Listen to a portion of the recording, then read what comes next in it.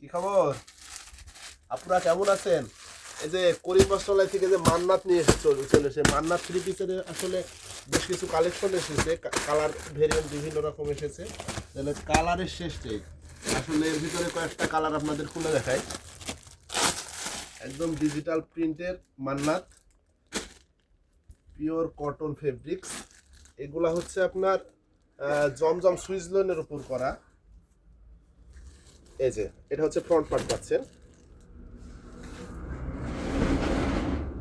দেন হচ্ছে এটা হচ্ছে ওড়নার ভিতরে পাচ্ছেন। ওড়নাটা সুবিশাল বড় ওড়না পাবেন আপনারা, একদম পিওর কটন ফেব্রিক্স। এবং এটা হচ্ছে প্যান্টের কাপড় পাচ্ছেন।